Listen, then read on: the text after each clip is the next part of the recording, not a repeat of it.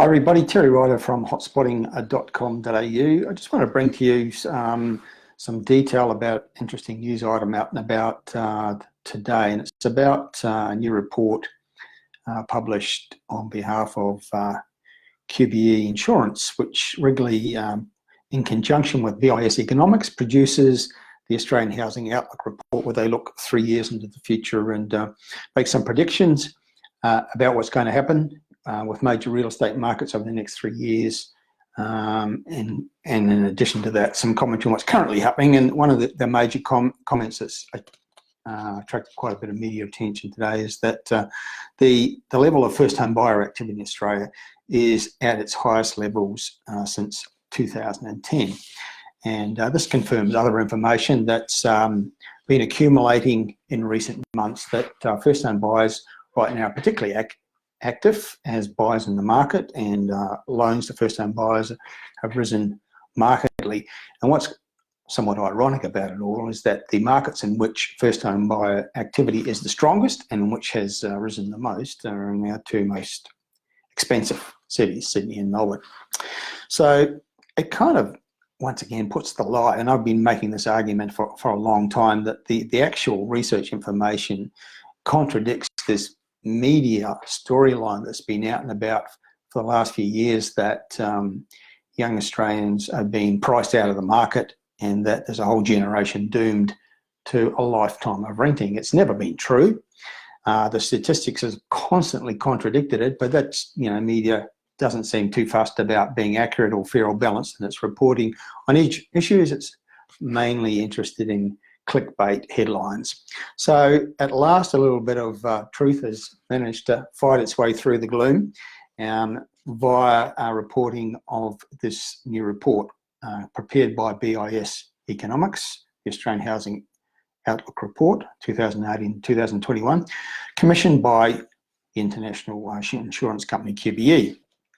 And what it shows is that first home buyer activity has been surging. It's at lending to first home buyers highest level since 2010.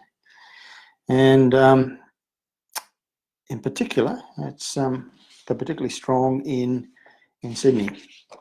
Across the country, loans to first home buyers have risen 30% in the last 12 months. But in Sydney, loans to first home buyers have risen 74%.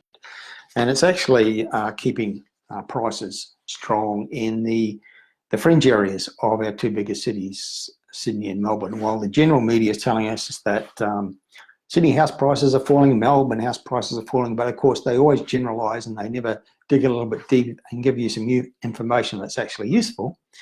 And that includes the fact that in the outer ring suburbs of Melbourne, for example, in the last 12 months, many of the suburbs in those areas have had median price rises of 15%, 20%, including strong rises in the last 3 months. So prices are still rising in those markets, and they're being boosted by the activity of first home buyers.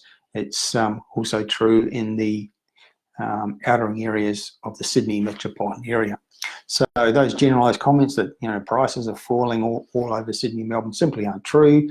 As an average across those very big metropolitan areas, according to some sources, not all sources, prices are down in Sydney and Melbourne. How much they're down depends on which research source you believe, but it's certainly not true across the board. And those first home buy areas still have prices at very strong levels. The reason why first home buyers are so active is that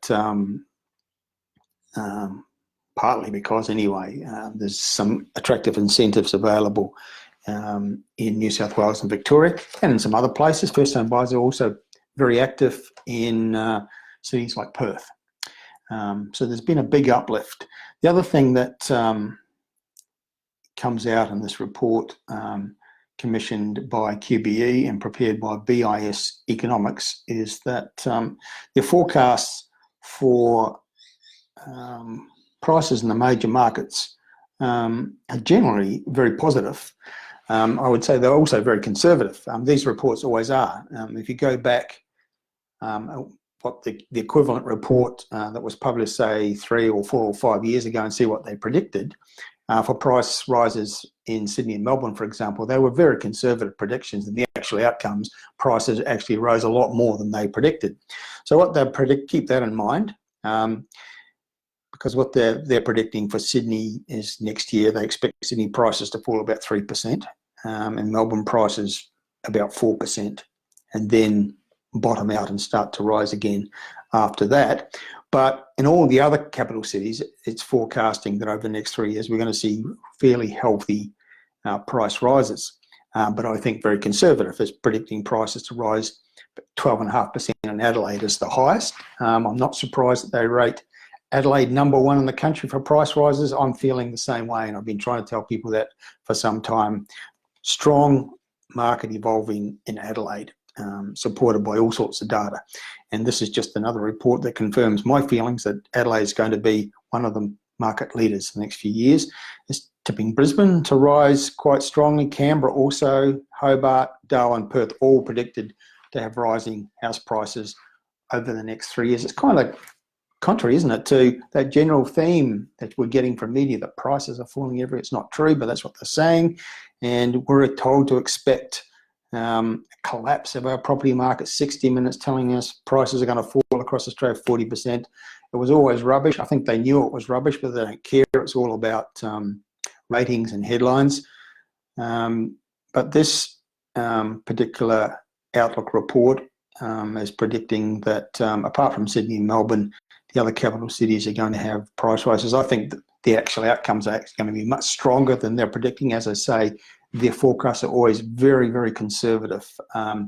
It's just the nature of the beast. They much rather understate their forecast than overstate them. And I think if you go back and look at their previous reports in past years, that they have consistently understated the actual growth that's been delivered. But it's interesting that they do expect all the capital cities to have rising prices over the next 3 years, except Sydney and Melbourne, which they expect to have relatively minor declines in the next year and then bottom out and start to move into the next cycle.